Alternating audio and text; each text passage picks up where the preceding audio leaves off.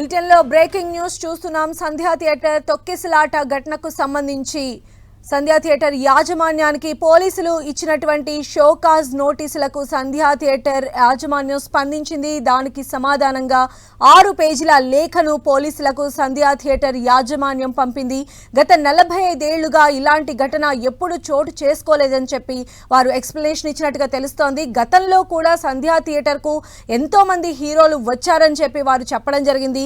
Pushpa 2 premiere show సందర్భంగా థియేటర్లో 80 మంది వరకు విధుల్లో ఉన్నారని చెప్పి సంధ్యా థియేటర్ యాజమాన్యం పోలీసులు ఇచ్చినటువంటి షోకాజ్ నోటీసులకు సంబంధించి వివరణ ఇచ్చారు. అయితే 4-5 తేదీల్లో థియేటర్ నిర్వహణ బాధ్యతను మైత్రి మూవీస్ తీసుకున్నట్లుగా సంధ్యా థియేటర్ యాజమాన్యం చెప్పింది. కార్లకు కానీ ద్విచక్ర వాహనాలకు కానీ ప్రత్యేక పార్కింగ్ ఉందని ఇప్పటికే ఆ యాజమాన్యం ఎవరైతే ఉన్నారో వారు పోలీసులకు తెలిపినట్టుగా కూడా సంధ్యా థియేటర్ మొత్తం 6 పేజీల ద్వారా పోలీసులు ఇచ్చినటువంటి షోకాజ్ నోటీసులకు సంబంధించి రిప్లై ఇచ్చినట్టుగా తెలుస్తోంది.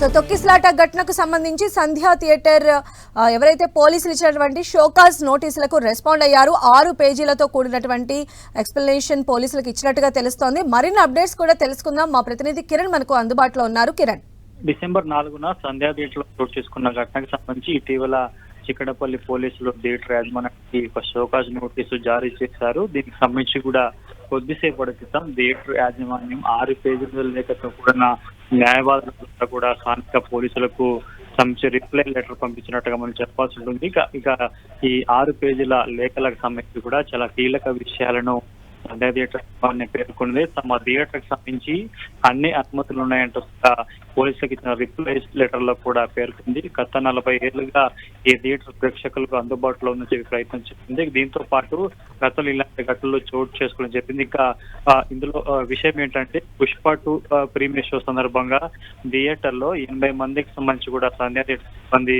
విధుల్లో ఉన్నారట.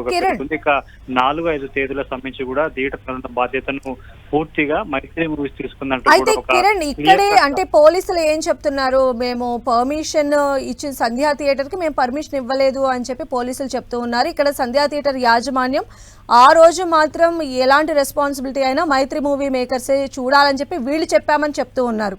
అంటే దీన్ని అసలు ఎలా అర్థం చేసుకోవచ్చు అంటారు? కంప్లీట్ ఒక కమ్యూనికేషన్ గ్యాప్ అనేది మనకి ఇక్కడ చాలా స్పష్టంగా కనిపిస్తోంది కదా.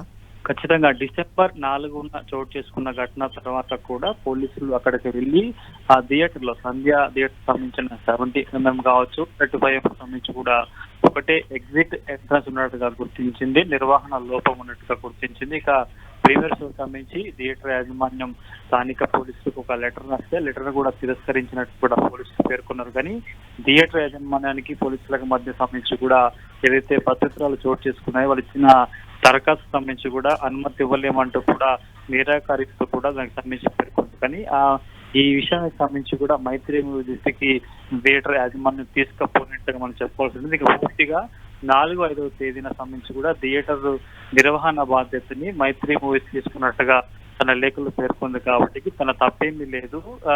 తమ థియేటర్ కి సంబంధించి కొన్ని ఏళ్లుగా కొన్ని వందల సినిమాలు ప్రముఖ హీరోలు సినిమా విడుదలైన సందర్భంలో వచ్చి చూసి చెప్పే ప్రయత్నం కూడా థియేటర్ యాజమాన్యం లేఖలో పేర్కొంది. రైట్ కిరణ్.